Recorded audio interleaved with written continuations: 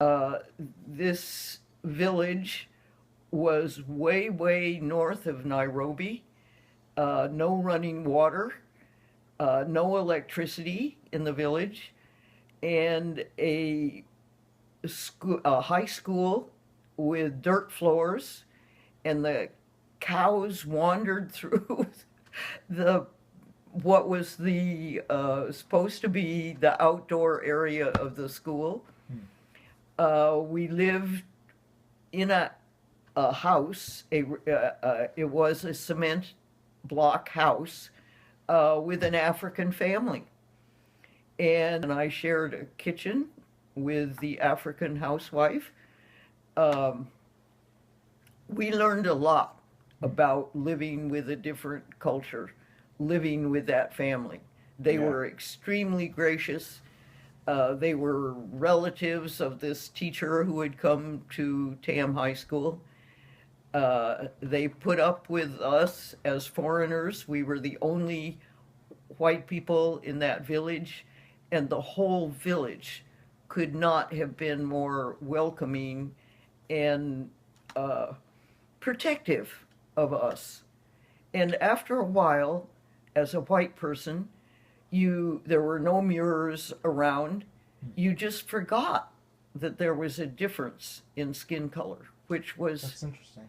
an amazing, um, yeah, it was an amazing transformation for Hmm. us.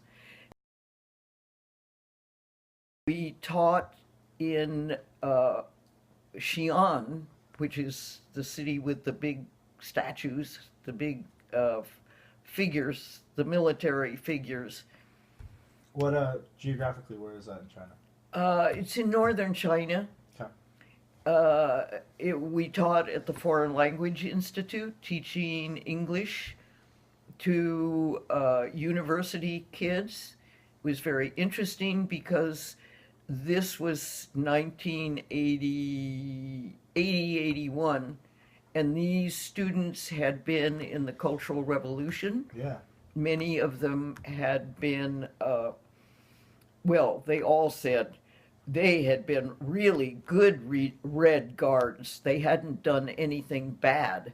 Well, that may be, but other students told us about somebody's mother in our class who had been pushed out a fourth-story window because the kids had reported her as being against Mao. Lithuania, up there in the Baltic countries, Hmm. where they were still walking around in the parks with big signs saying, Russians go home, Russians go home. And they hated the Russians because they had been very oppressive Hmm. to the Estonian people.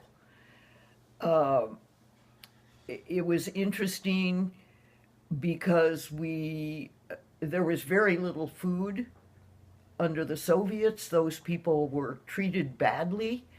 Yeah. Uh, we had to go out and dig potatoes in the back of the faculty building where we had an apartment, and they shared what little they had with us, but there was not enough food. Yeah. That's the fault of communism. But yeah, Yeah, interesting. you'd go into the store, and what was there to buy? Candy. And Yeah. nothing like chickens or anything substantial. And our students in Lithuania, which is where we were going to go from Lithuania to Vietnam, all said, "Oh, we're worried about your being able to survive in Vietnam. You know, they've had a war there and there's nothing there in Vietnam."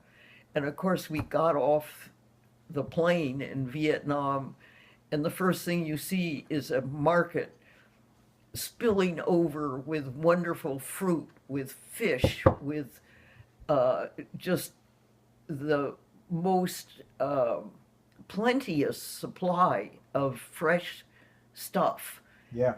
And here our poor Lithuanians were digging potatoes to live, and they thought we were going to starve.